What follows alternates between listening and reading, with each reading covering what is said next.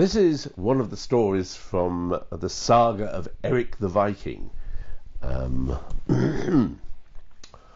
It's called Wolf Mountain.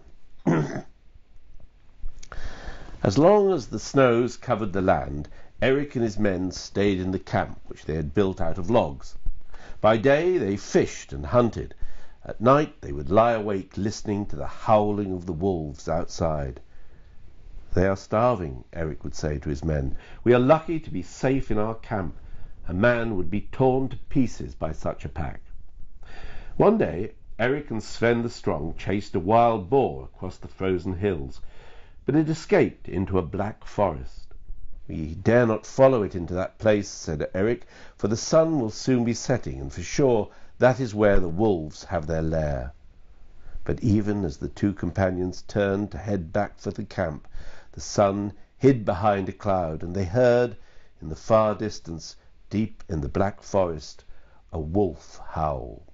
Erik shuddered, and even Sven the Strong quickened his pace as they walked away from the dark trees. "Let us make haste," whispered Erik. But the snow was deep, and many was the time they sank up to their waists, and it was slow going.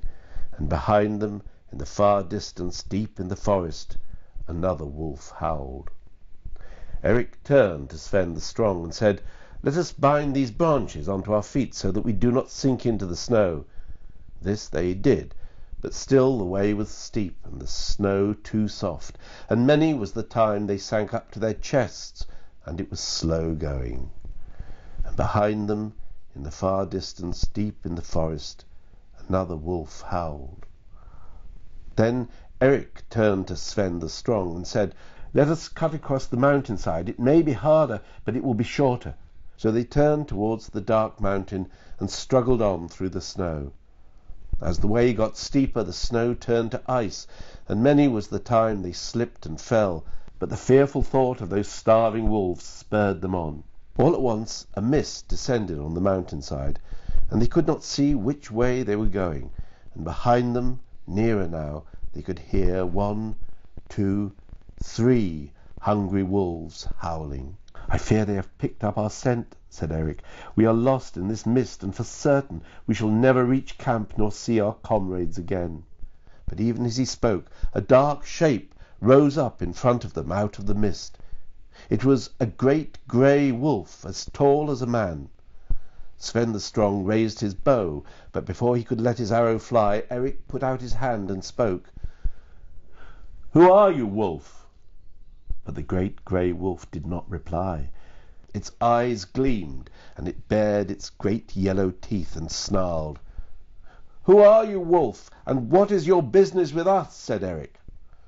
The wolf snarled again, and finally it said, "Who am I? Who are you? Do you not know that this is Wolf Mountain, and here you must obey the law of the wolves?"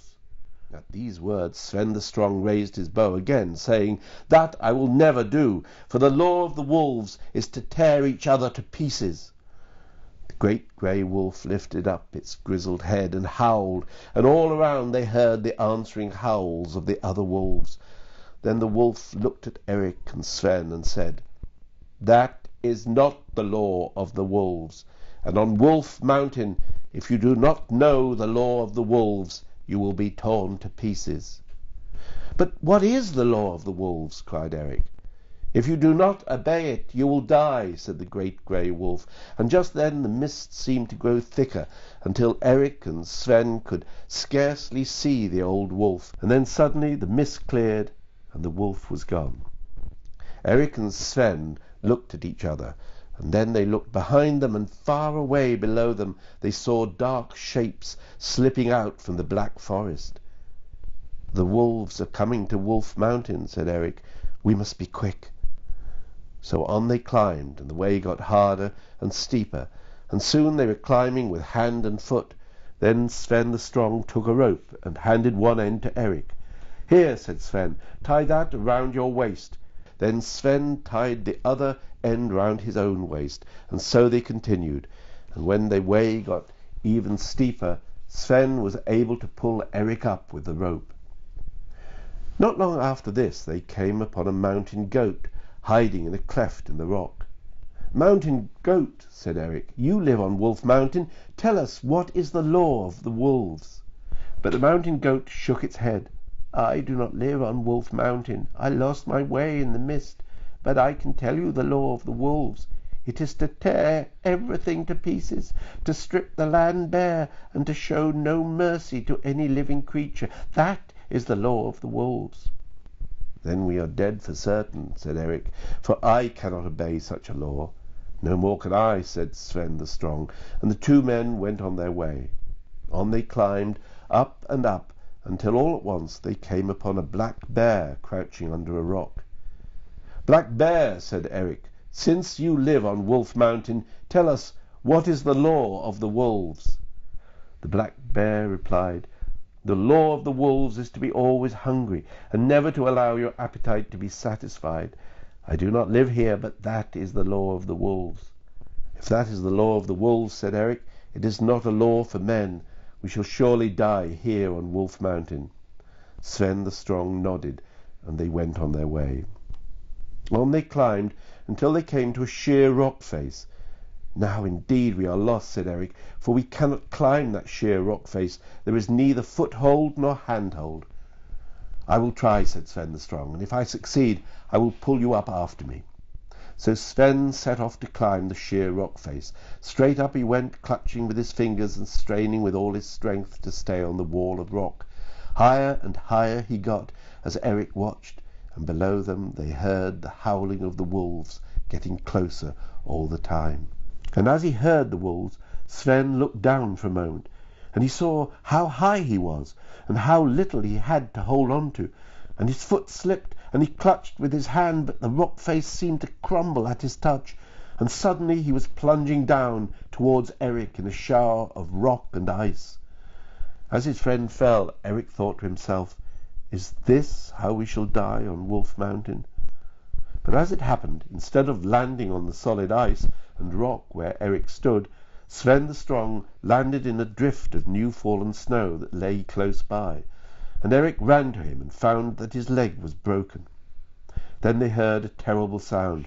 The howls of the wolves were close below them, and as they listened, the howls changed from howls to frenzied barks, and they heard the bleating of the mountain goat as the starving wolves set upon the poor creature. Then Erik and Sven the Strong knew that the mountain goat had not known the law of the wolves.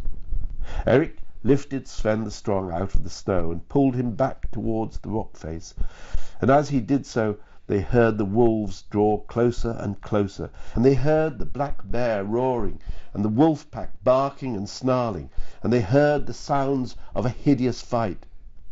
Then all went still, and Erik and Sven waited and listened, until, one by one, the wolves began to howl again, closer than ever. "The black bear did not know the law of the wolves either," said Erik, "and no more do we.